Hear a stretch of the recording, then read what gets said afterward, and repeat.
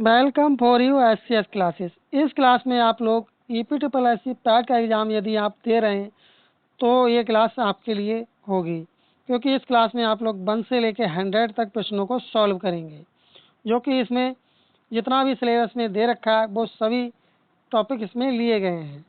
चलिए शुरू करते हैं आज की क्लास के लिए, जो कि पहला प्रश्न अपना अपना जो होगा वह अपना है रीजनिंग से है। तो यहाँ देखते हैं पहला प्रश्न में क्या पूछा गया है। यदि डिक्शनरी को इतना लिखा जाए तो ऑर्डिनरी को कैसा लिखा जाए। आप इसमें इसमें देखेंगे डी को क्या लिखा गया है, एक अंक दिया गया, 1 नंबर। आई को क्या दिया गया, 2 दिया गया। सी को कितना दिया गया, 3 दिया गया। इस तरह से आप लोग करेंगे। अब आपको देखना है ओ कौन से नंबर पे हो, तो ओ आपका कौन से नंबर पे, ओ आपका है 5 नंबर पे, तो यहाँ पर आप 5 लिखेंगे, ठीक है। और आपका आर कितने नंबर पे, आर आपका है 8 नंबर पे, तो आप यहाँ पर 8 लिखेंगे। और आपका डी कितने नंबर पे, डी आपका लिखा हुआ है पहले पे, डी कितने पे, पहले पे, तो यहाँ पर आप 1 लिख देंगे। और अब आपको देखना आई कितने पे लिखा है, आई आपका लिखा है 2 पे लिखा हुआ है। और आयन कितने पे लिखा हुआ है आपका, आयन कितने पे लिखा हुआ है, आयन आपका कितने पे लिखा हुआ है, आयन आपका लिखा हुआ है 6 नंबर पे, तो आप 6 ले लेंगे। तो आप मैच कीजिए कि किसमें, ये 57 13 ये नहीं हो सकता, क्योंकि 58 से सीरीज स्टार्ट है, क्योंकि अपना टाइम भी इसमें बचेगा। 59 तो है नहीं, ये भी नहीं है और ये भी नहीं है, इसमें 56 ये भी नहीं। तो इस तरह से आपका जो डी वाला ऑप्शन होगा ये सही आंसर हो जाएगा। और आपके पैट के एग्जाम में इसी तरह की रीजनिंग आपको देखने को मिलेगी। चलिए अब बढ़ते हैं अपने अगले पेज की तरफ। अगला है कि रेखा का जो संबंध है वर्ग से है, तो चाप का संबंध, तो आपका चाप का संबंध किससे होगा, तो चाप का आपका संबंध हो जाएगा वृत्त से। किससे हो जाएगा, वृत्त से। इस तरह से बी वाले को आप टिक कर देंगे। बहुत ही इजी रीजनिंग आएगी, आप आसानी से कर जाएंगे। आप अब आप जो आप करें वो अधिक से अधिक प्रैक्टिस सेट लगाएं और प्रैक्टिस करें। आप तीसरा है क्वेश्चन, सड़क के किनारे बाढ़ पर 27 बंदर बैठे हैं। राजू नाम का बंदर दाएं से 11वें स्थान पर बैठा है, बाएं से उसका स्थान क्या होगा। तो आप इसमें क्या करेंगे, ज़्यादा कुछ नहीं करना। 27 में से आप कितना करेंगे, 11 कम कर देंगे, तो इसमें आपका हो जाएगा 16। कितना होगा, 16। और एक आप इसमें ऐड कर देंगे, तो कुल मिला के आपका जो 17 आ जाएगा, ठीक है। ये शॉर्टकट है, तो आपका सही जवाब हो जाएगा बी वाला ऑप्शन। चलिए बढ़ते हैं अपने अगले प्रश्न की तरफ। अगला प्रश्न है अपना रीजनिंग का है। तो इसमें आपको क्या करना है, इसमें भी डी देखिए आप चौथे नंबर पे लिखा हुआ है, ए आपका 5 पे लिखा हुआ है। डी कौन से नंबर पे आता है, चौथे पे आता है, आपको पता होगा। इसी तरह से इन्हें देख लेते हैं। डी कितने पे आपका, चौथे पे, ठीक है। ए कितने पे आपका, 5वें पे, ठीक है। ए आपका कितने पे हो जाएगा, ए आपका कितने पे हो जाएगा, पहले पे हो जाएगा। तो आर आपका कितने पे हो जाएगा, आर कितने पे हो जाएगा आपका, आर हो जाएगा आपका 18 पे। तो इन सभी को आप जोड़ देंगे। 18 एक कितने हुए, 19 हुए। 19 5 कितने हुए, 24 हुए। 24 और 4 कितने हुए, 28 हुए। तो इस तरह से आप लोग, ए वाला आपका सही जवाब होगा। चलिए अगला देखते हैं। अगला है कि 8 का संबंध कितना, 66 से, तो 9 का कितना होगा। तो इसमें क्या किया गया है, बेसिकली आपको बताना चाहेंगे। 8 का पहले वर्ग किया गया, फिर इसमें 2 जोड़ दिया गया है, ठीक है। तो इस तरह अट्ठू अट्ठू आपका 64 होता है, प्लस इसमें आप 2 करेंगे तो आपका 66 हो जाएगा, ठीक है। अब यहाँ पर 9 का वर्ग करेंगे और प्लस 2 जोड़ देंगे, तो कितना हो जाएगा, 9 नियम 81 होता है, और 2 इसमें आप ऐड कर देंगे तो 83 हो जाएगा आपका। तो इस तरह से आपका बी वाला ऑप्शन आपका सही होगा। चलिए अगला देखते हैं। अगला है कि 3 क्रमिक पूर्णांकों का योग 30 है, तो उनके बीच का पूर्णांक ज्ञात कीजिए। तो ज़्यादा कुछ नहीं करना, इसे 30 को आप लोग 3 है तो 3 से भाग कर दीजिए, 10 आपका आ जाएगा। ज़्यादा दिमाग लगाने की ज़रूरत नहीं है। तो इसी तरह से आप लोग इसे सॉल्व करेंगे, ये भी आपका ईजी है। किसी शहर की आबादी 3,52,800, यदि इसकी आबादी 5% बस की दर से बढ़ती है तो 2 वर्ष के बाद आबादी कितनी होगी। वेरी इजी क्वेश्चन है, आप आसानी से इसे सॉल्व कर देंगे। चलिए बढ़ते हैं अपने अगले प्रश्न की तरफ। तो इसी तरह से आप इसे करेंगे, जैसे ये आप देख रहे हैं, तो इसकी तिरछी गुणा करने के बाद में, आप इसे सॉल्व करने के बाद में आपका आंसर आ जाएगा। इसी तरह के प्रश्न आपके आएंगे। चलिए बढ़ते हैं अपने अब जीके के प्रश्नों की तरफ। पहला प्रश्न अपना जीके का है, भारत सरकार द्वारा प्रवर्तित राष्ट्रीय बागवानी मिशन किस योजना के तहत शुरू किया गया था? तो यह शुरू किया गया था 10वीं पंचवर्षीय योजना में शुरुआत हुई थी इसकी। कब हुई थी? 10वीं पंचवर्षीय योजना में इसकी शुरुआत हुई थी। चलिए अगला प्रश्न। अगला है कि निम्न में से 100 रुपए के नोट पर किसकी तस्वीर छपी है? तो आपने देखा होगा, और नहीं देखा हो तो आप 100 का नोट देखें और उसमें आप बता सकते हैं रानी की बावड़ी छपी हुई है 100 के नोट में। चलिए अगला प्रश्न। अब जो प्रश्न आप लोग लगाएंगे वो स्पीड के साथ लगाएंगे, क्योंकि ये जो है आपके लिए प्रैक्टिस के तौर पर आपके लिए है ये प्रश्न 1 से लेकर 100 तक। तो चलिए देखते हैं अगला प्रश्न। भारत का एकमात्र मेला जहां आज भी वस्तु विनिमय व्यवस्था जारी है, तो वह कौन सा होगा? वह है जौनीवाल का मेला। चलिए अगला प्रश्न। भारत के 15वें वित्त आयोग के अध्यक्ष हैं, तब आपका जवाब हो जाएगा एन.के. सिंह हैं। चलिए अगला प्रश्न। अगला है कि सेबी क्या है? तो आपको पता होगा कि सेबी क्या है, संवैधानिक निकाय है ये एक तरह का। अब आपका ये हिंदी का गद्यांश आ चुका है, इसे पढ़ेंगे और फिर प्रश्नों को सॉल्व करेंगे।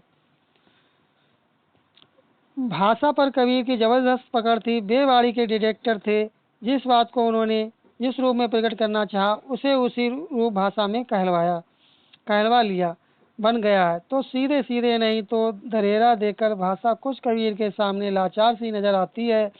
उसमें मानो ऐसी हिम्मत नहीं है कि उस लापरवाह फक्कड़ की किसी फरमाइश को नहीं कर सके, और अखय कहानी के रूप देकर मनोग्राही बना देने को तो जैसी ताकत कबीर की भाषा में है वैसी बहुत कम लेखों में पाई जाती है। तो अब ये आ चुका है, प्रश्न आ चुका है अपना हिंदी का, इसमें से आपको जवाब देना है। चलिए आप रिप्लाई करें। तो अब आपको इसमें जवाब देना है। इसमें क्या पूछा है? कबीर को वाणी के विषय के में क्या कहा गया है? तो क्या कहा गया इनके लिए? तो इनके लिए कहा गया कबीर की वाणी के डिटेक्टर थे। क्या थे? डिटेक्टर थे। चलिए अगला प्रश्न है कि कबीर के सामने भाषा का रूप कैसा था? तो कबीर के सामने भाषा का रूप कैसा था? भाषा लाचार सी नजर आती है। बी वाले को टिक करेंगे इस तरह से। चलिए बढ़ते हैं अपने अगले प्रश्न की तरफ। अगला है कि कबीर के भाषा में कैसी हिम्मत नहीं है? तो कबीर के भाषा में कैसी हिम्मत नहीं है? तब आपका जवाब होगा कि वह इस फक्कड़ की फरमाइश को नहीं कर सके। बी वाला ऑप्शन आपका राइट आंसर होगा। चलिए अगला प्रश्न। कबीर की भाषा में कैसी ताकत थी? तो कबीर की भाषा में कैसी ताकत थी? अखय कहानी के को मनोग्राही बना दे। बी वाला ऑप्शन आपका राइट आंसर होगा। अंत में आपको कमेंट करके बताना है कि आपको 1 से लेकर 100 तक प्रश्नों में से आपको कितने प्रश्नों का सही जवाब आता था। कबीर ने बात को किस प्रकार के रूप में प्रकट करना चाहा? तो इन्होंने प्रकट करना चाहा उसे उसी रूप में भाषा से कहलवा लिया। चलिए अगला प्रश्न। अब ये दूसरा गद्यांश दे रखा है, आप इसी तरह से इसे पढ़ेंगे।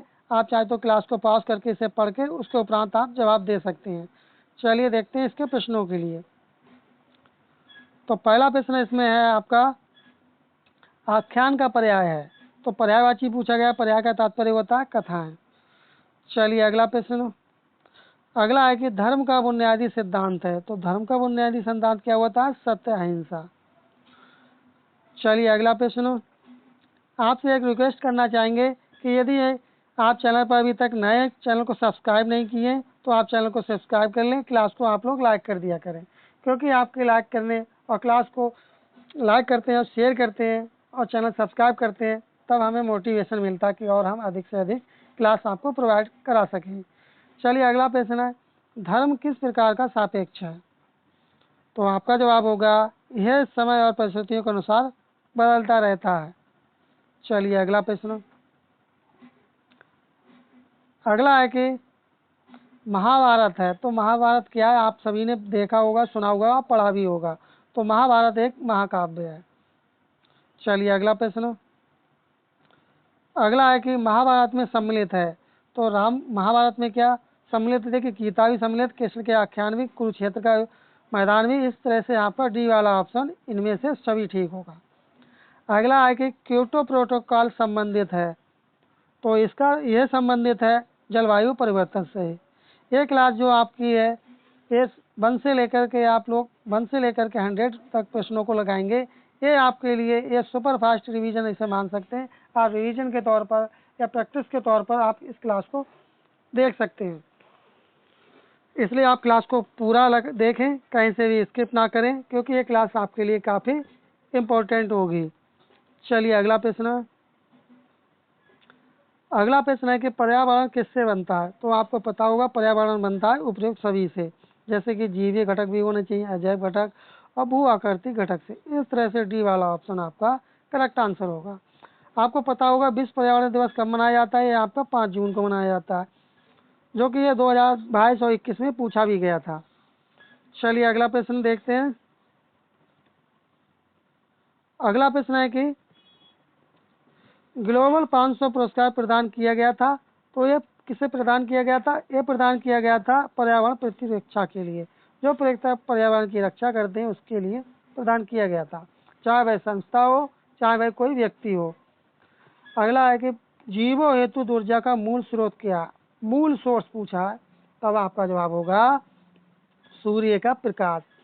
ये अगर सूर्य का प्रकाश ना हो तब ना तो कोई पौधा होगा ना मनुष्य दिखाई देगा। चलिए अगला प्रश्न। अगला प्रश्न है कि किस कार्य से पारिस्थितिक संतुलन बिगड़ता है। तो ये किससे बिगड़ता है, संतुलन किससे बिगड़ता है। तब आपका जवाब होगा वृक्ष काटने से पर्यावरण का संतुलन बिगड़ता है। चलिए अगला प्रश्न। अगला है कि सबसे स्थायी परितंत्र है। तो सबसे स्थायी पूछा गया है, तो आपका जवाब होगा समुद्री। क्या हो जाएगा, समुद्री हो जाएगा। अगला है कि अफगानिस्तान की राजधानी क्या है। तो आपका जवाब हो जाएगा, आपको पता होगा काबुल है अफगानिस्तान की राजधानी। अब बढ़ते हैं अपने अगले प्रश्न की तरफ। अगला प्रश्न है कि अगला प्रश्न है रक्त वर्ग में कौन सा रक्त समूह के अनुसार सार्वत्रिक दाता व सार्वभौमिक प्राप्तकर्ता रक्त वर्ग है। तब आपका जवाब क्या होगा, तब आपका जवाब क्या हो जाएगा, तब आपका जवाब हो जाएगा, कमेंट करें जरा आप इसका जवाब क्या हो जाएगा। तो इसका जवाब आपका क्या हो जाएगा, तब आपका इसका जवाब हो जाएगा, आपका हो जाएगा ओ व ए बी। इस तरह से आपका डी वाला ऑप्शन आपका सही जवाब होगा। अगला प्रश्न है कि इसमें आपको बताना कि रक्त की प्रकृति क्या होती है। तो जो ब्लड होता है उसकी प्रकृति क्या होती है। तो आपको पता होगा ये क्षारीय होता है। चलिए अगला प्रश्न। अगला है कि मानव गुर्दे में पथरी किसके वजह से बनती है। तो पथरी किसकी वजह से बनती है, आपको थोड़ा सा हिंट देना चाहेंगे। तो ये बनती है कैल्शियम ऑक्जेलेट से बनती है। सी वाला ऑप्शन आपका करेक्ट आंसर होगा। अगला है कि भूख, प्यास, ताप नियंत्रण, प्यास, घृणा आदि का केंद्र बिंदु मानव मस्तिष्क के निम्नलिखित में से किस भाग में होता है। जो कि जितने भी सोचते हैं और समझने की क्षमता होती है वह पूछा गया। तो ये होती है हाइपोथैलेमस में। जितना भी कार्य होता है ये हाइपोथैलेमस में होता है। चलिए अगला है कौन सा मादा हार्मोन नहीं है। तब आपका जवाब होगा, ये आपका हो जाएगा टेस्टोस्टेरोन। चलिए अगला प्रश्न। अगला है कि राज्यसभा के सदस्य चुने जाते हैं। तो जो राज्यसभा के सदस्य होते हैं किसके द्वारा चुने जाते हैं। तो किसके द्वारा चुने जाते हैं। तब आपका जवाब हो जाएगा, ये राज्यों की विधानसभाओं के द्वारा चुने जाते हैं। चलिए अगला प्रश्न। अगला है कि राज्यसभा भंग कैसे होती है। तो आपको पता होगा, तो ये किस तरह से भंग होती है, जरा कमेंट कर दें आप लोग। तो इसका सही जवाब हो जाएगा उपरोक्त में से कोई भी नहीं। चलिए अगला प्रश्न देखते हैं। किसे राज्यसभा में पहले पुनः पेश नहीं किया जा सकता, पहले पेश नहीं किया जा सकता। तो ये पेश नहीं कर सकते हैं आप, वार्षिक वित्तीय विवरण को पेश नहीं कर सकते हैं। चलिए अगला प्रश्न। अगला प्रश्न है कि अगला है कि भारत की संसद के दोनों सदनों की संयुक्त बैठक किस लिए आयोजित की जाती है? तो आपका जवाब क्या होगा? तब आपका जवाब हो जाएगा उस विधेयक पर विचार करने तथा उसे पारित करने के लिए जिस पर दोनों सदनों में मतभेद हो।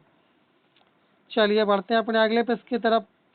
अगला है कि निम्नलिखित में से कौन भारत में केंद्र राज्य संबंधित नहीं है?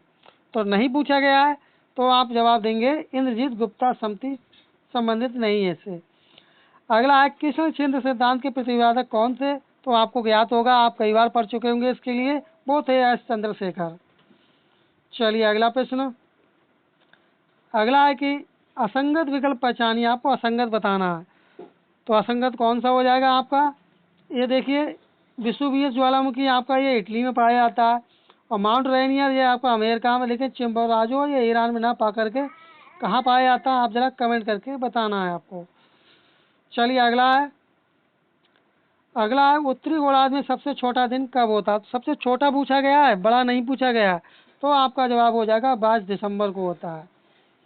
अगला है कि भूकंप तीव्रता किस मापन से, किस पैमाने से नापी जाती है? नापते हैं इस तरह से, ठीक है। भूकंप तीव्रता का मापन किस पैमाने पर किया जाता है? तब आपका जवाब क्या हो जाएगा? आपको पता होगा, बहुत ईजी है, रिएक्टर पैमाने से इसे नापते हैं। चलिए अगला प्रश्न। अगला है विश्व के दो सबसे बड़े महाद्वीप कौन से हैं?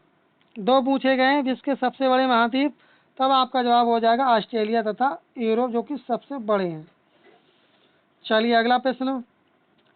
अगला है कि दिल्ली के किस सुल्तान ने सिकंदर सानी की उपाधि धारण की थी? तो ये बेसिकली धारण किसने की थी? ये धारण की थी अलाउद्दीन खिलजी ने की थी। अंत में आपको कमेंट करके बताना है कि जो आप EPSS पैड का प्रैक्टिस सेट नंबर 7 लगा रहे हैं, तो इसमें आपके कितने प्रश्न ठीक हुए थे। अगला है कि गाजी मलिक किस वंश का संस्थापक था? तो वंश पूछा गया, किस वंश का संस्थापक था, तब आपका जवाब क्या होगा? तब आपका जवाब हो जाएगा तुगलक वंश का संस्थापक था। चलिए बढ़ते हैं अपने अगले प्रश्न की तरफ। अगला प्रश्न है कि इसमें आपको बताना है निम्नलिखित वंशों ने किस क्रम में दिल्ली पर शासन किया था? नीचे दिए गए कूट से सही उत्तर चुनिए। तो आपको क्रम से लगाना है ये।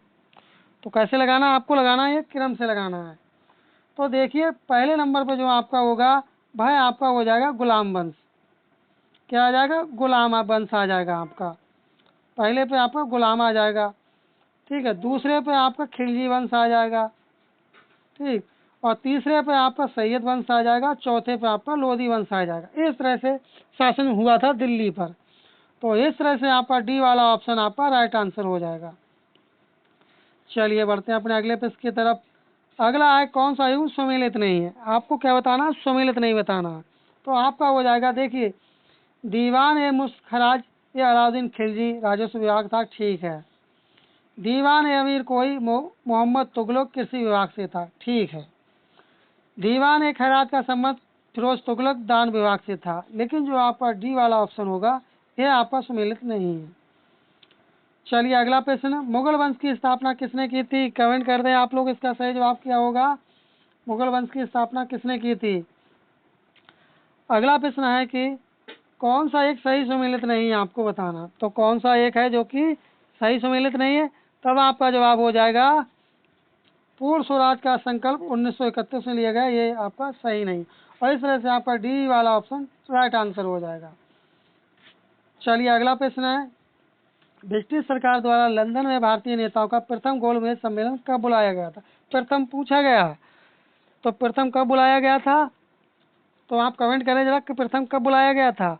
तब आपका सही जवाब हो जाएगा प्रथम बुलाया गया था 1930 में, द्वितीय आपका 31 में था, और तृतीय आपका 33 में। पहला जो आपका था 30 में था, दूसरा आपका 31 में था, तीसरा आपका 32 में था। चलिए बढ़ते हैं अपने अगले प्रश्न की तरफ। भारतीय राष्ट्रीय कांग्रेस के किस अधिवेशन में सुभाष चंद्र बोस दूसरी बार अध्यक्ष चुने गए थे? तो अधिवेशन पूछा गया है, दूसरा अधिवेशन किस बार कहाँ बने थे? तब आपका सही जवाब हो जाएगा त्रिपुरी अधिवेशन में ये चुने गए थे। चलिए अगला प्रश्न। अगला है कि मुस्लिम लीग द्वारा पाकिस्तान की मांग का करने वाला प्रस्ताव कब पारित किया गया था? तब आपका जवाब क्या होगा? तब आपका जवाब हो जाएगा 1940 में इन्होंने मांग की थी और तभी पास किया गया। अगला है, भारत में कृषि मिशन कब आया था? तो भारत में पूछा गया कब आया था, तो ये आया था 1942 में आया था। चलिए बढ़ते हैं अगले पेज की तरफ। अगला है, निम्नलिखित वाक्यों में शुद्ध वाक्य क्या होगा? हिंदी का प्रश्न है, कमेंट कर दें आप लोग इसका जवाब। यहाँ गन्ने का ताजा रस बिकता है, पहला ही वाला ऑप्शन आपका करेक्ट आंसर हो जाएगा। चलिए अगला प्रश्न देखते हैं। अगला प्रश्न है कि उत्तराधिकार में प्राप्त संपत्ति के लिए एक शब्द क्या होगा जो उत्तराधिकार में प्राप्त हो? तो उसके लिए आप क्या कहेंगे? उसके लिए आप कहेंगे रिक्त कहेंगे। क्या कहेंगे उसके लिए? रिक्त कहेंगे। उसके लिए जो उत्तराधिकार में प्राप्त संपत्ति हो तो उसे आप क्या कहेंगे? रिक्त कहेंगे। रसिक प्रिया के रचनाकार पूछे गए तो आपका जवाब होगा केशवदास। रसिक प्रिया कौन हो जाएंगे? केशवदास।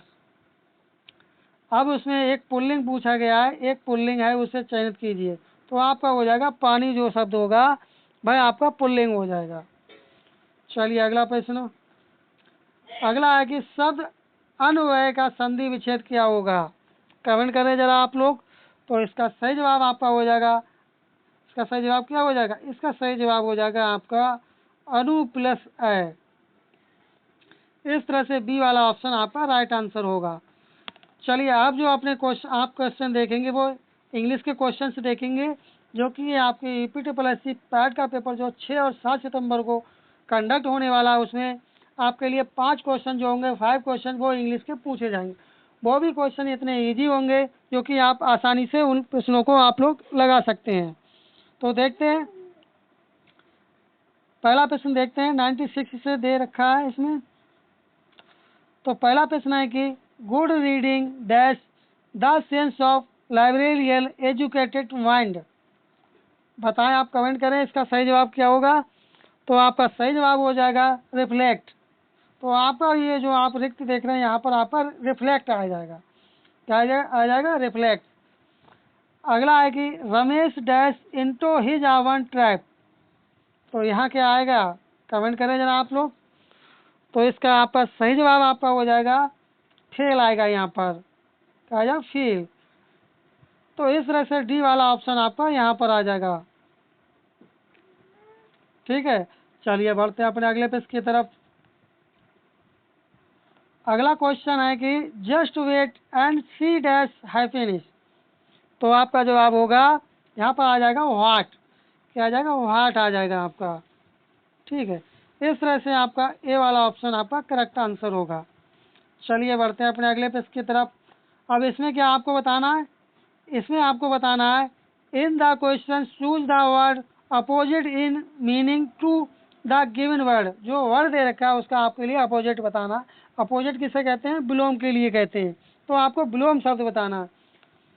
एवरेज का आपको लिए बताना विलोम क्या होगा। तब आपका जवाब होगा कर्टेल हो जाएगा इसका। सी बी वाला ऑप्शन सही जवाब होगा। इसी तरह से आपको लिए जो इस क्लास का अंतिम प्रश्न है, इसी तरह से आपको इसका बताना है select the correct spelled word. आपको करेक्ट स्पेलिंग वाला शब्द आपके लिए बताना है वर्ड। तो आपका सही जवाब क्या हो जाएगा? तो इसमें आपका सही जवाब हो जाएगा 19। डी वाला ऑप्शन आपका राइट आंसर हो जाएगा। इस तरह से अपनी जो क्लास कंप्लीट हुई, जिसमें आप लोगों ने 1 से लेकर 100 तक प्रश्नों को देखा था, जिसमें आपने रीजनिंग, इंग्लिश, हिंदी, जीके और मैथ के प्रश्नों को आपने इस क्लास में देखा था। 1 से लेकर 100 तक प्रश्न आपको करवाए गए थे। अब आपको बताना कि आपको इन 1 से लेकर 100 तक प्रश्नों में से आपको कितने प्रश्न आपके ठीक हुए थे या कितने प्रश्नों का आपको जवाब आता था। और यदि आपसे एक रिक्वेस्ट करना चाहेंगे, यदि आप अभी तक चैनल पर नए हैं, चैनल सब्सक्राइब नहीं किए हैं, तो चैनल को सब्सक्राइब कर लें। आप लोग क्लास को लाइक कर दें और अपने साथी लोगों में भी सेशन को शेयर कर दिया करें। और चलिए मिलते हैं जल्दी नेक्स्ट क्लास में। तब तक के लिए धन्यवाद। जय हिंद, जय भारत।